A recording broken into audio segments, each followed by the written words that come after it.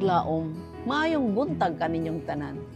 Ang atong hilisgutan karong Marso 9, giuluhan og si Bates nagpakaylap sa igpapahulay, bahin 4. Ang atong teksto makita sa Buhat 18:9.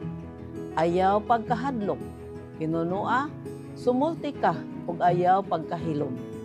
Mga kapaglaom, si Bates sumala sa atong nahibaluan, walay maikugon nga bukog sa iyang lawas kung mahitungod sa pagsulti sa uban kabahin sa Sabado.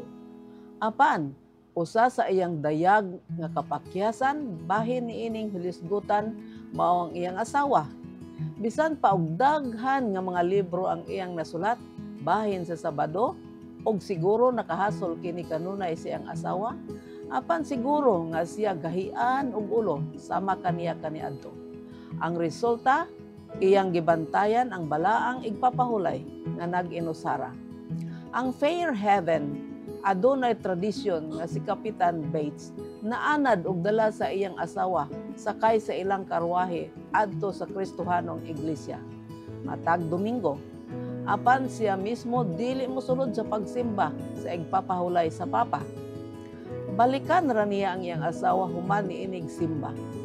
Ang maayong balita mao nga si Prudence Bates ang iyang asawa midawat sa ikapitong adlaw ni adtong 1850. Ang mga pag-ampo ni Bates ang iyang ehemplo ug sa iyang pagkamapailubon sa lahi na balusan. Sama sa daghan natong mga higala o pamilya, ang asawa ni Bates sa tago na minaw. Apan wala niya gipakita nga siya di ay naminaw. Daghan pang maayong balita alang kang Bates. Ang miabot sa dihang nakabig si James White o Ellen White ngadto sa ikapitong adlaw. Malagmit ni adtong Nobyembre 1816. Si James sa ulahin nagtaho nga pinaagi sa pagbasa sa gisulat ni Bates nga Seventh-day Sabbath, a perpetual sign. Ako, matud ni James, ako'y naligon sa akong pagtuo sa igpapahulay ug nagsugod sa pagtudlo niini. Kadtong mga pagdawat mao ang nagpahimutang sa Seventh-day Adventism. Gikan ni adto nga punto si Bates ug ang mga White nagsugod og pagtinabangay sa pagbuhat. Ang mga panghitabo sa katapusan nagsugod og pagkatuman. Sa Disyembre 1846, ang Seventh-day Sabbath ni Bates dayag nga ming-abot sa Western New York. Sa ulahi, sa tuig nga si Bates ug James naglaom sa pagkikita kang Hiram Edson, O.R.G. Crozier, and F.B. Han ang tig-ugmad sa pagpasabot sa langit ng santuwaryo sa langit didto sa Edsonsport, Gibson, New York, nga iyang puloy-an apan ang mga panghitabo nagpugong kang White sa silangan. Ang usa ka butang nga gisgutan mao ang igpapahulay sa ikapitong adlaw nga sa diin si Edison nag-angkon nga siya mauyo niini sulod sa pipila ka bulan. Apan wala insaktong pagkakumbinsi.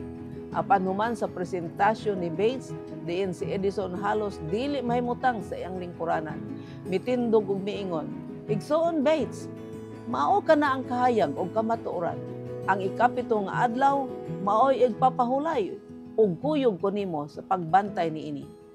Mga kapaglaw, sa ulahi nga bahin sa 1846, atong makitang usa ka pundok sa mga tumutuo nga nagkahiusa sa tulo ka dugukan nga mga doktrina nga maong ikaduhang pag-anhi, ang igpapahulay ug ang langit ng santuaryo. Dinhi napahimutang ang sukaranan sa paglugwa sa Seventh-day Adventism. Ang Diyos tingali sa atong pagtanaw hinay sa pagiya, apan siya piho nga nagagiya. Mag-ampo kita. Diyos ug may gugmaon namo nga Amahan sa langit, tabangi kami Ginoo sa pagmapailubon sa imong pagiya, kay naibalo kami nga diha kanimo ang imong pagiya matinud-anon ug piho. Sa ngalan ni Jesus. Amen.